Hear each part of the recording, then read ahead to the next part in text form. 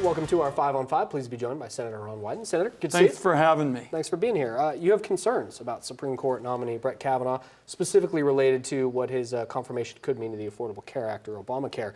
What in his background has you so concerned? I've been particularly concerned that Judge Kavanaugh was very critical of Justice Roberts, who was really key in upholding the Affordable Care Act. And these are not abstract issues. I just came from La Clinica, which does a wonderful job advocating for low-income folks. And they're very concerned about the prospect of rolling back the protection for folks with pre-existing conditions. And they told a story, a father that will remain with me for a long time.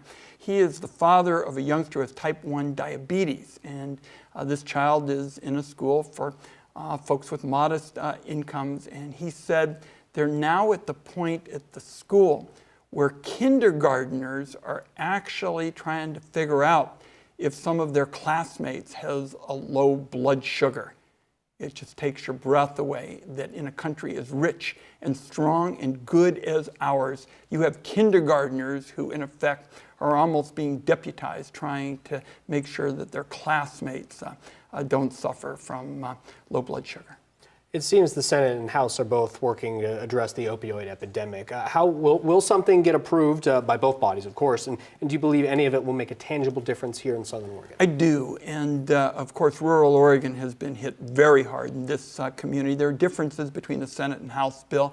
I'm the ranking Democrat on the Finance Committee, so I'll be involved in working it out. I mean, there are prevention provisions and treatment provisions and enforcement provisions.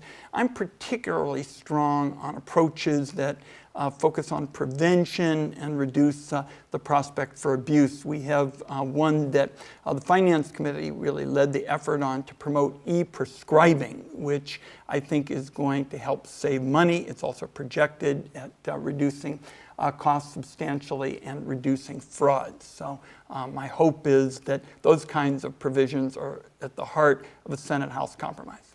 We're going to take a quick commercial break. Much more in just a moment. Stay with us. Welcome back to our 5 on 5. Again, we're here with Senator Ron Wyden. Senator, we're just talking about health care. You and Senator Merkley announced this week 25 community health centers in Oregon will get more than $7 million in federal resources to expand access to treatment for substance use and mental health treatment. How important is that to our region? I think dollar for dollar, these community health centers are just extraordinarily cost effective. And one of the bills I'm proudest of is Orrin Hatch and I many years ago got these clinics out from under some ridiculously expensive insurance costs, and we were able to use that money to expand patient care. So I think the legislation Senator Merkley and I are talking about just builds on it. I'm not sure if you saw a recent editorial in our local newspaper. It was titled, Wyden's Clean Air Refugee Plan is Hazy. What's your reaction to that? I think it's very clear and not at all hard to understand. I mean, what we're saying is if you're a senior, you're disabled, you're a child who has trouble breathing, if you're talking about really suffering on the kind of days that we saw this summer, you would be eligible for an existing program. It's not a new program. You would be eligible for an existing program to get a few days help with shelter. And again, I've based what I've learned from La Clinica, and they were telling me over the course of this summer that they had low-income patients who were in effect stranded in their trailers because they couldn't breathe and they were gaining weight, and it really took a toll on their health. You continue to focus on ballot security. Can we not protect our data for elections? I continue to believe there are too many vulnerabilities, and we discussed another one just this past week.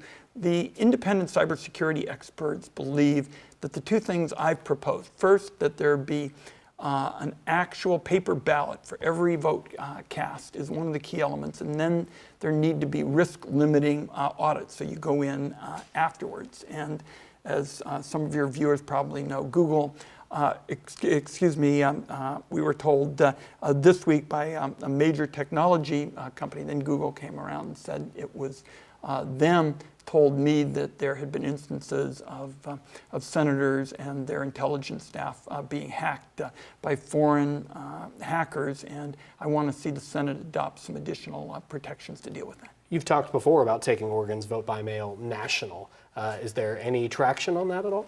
There certainly is traction for paper ballots, which is the next step to get you to vote by mail. That's my long-term objective. And what we have seen, we've had it for 2 decades. It saves money. It's convenient. We haven't seen evidence of fraud. Both political parties essentially came around to supporting it when it was on the ballot after a lot of partisan fighting until people saw how valuable it was. Good to see you. Thanks for having me. Appreciate it. Stay with us. We'll be right back.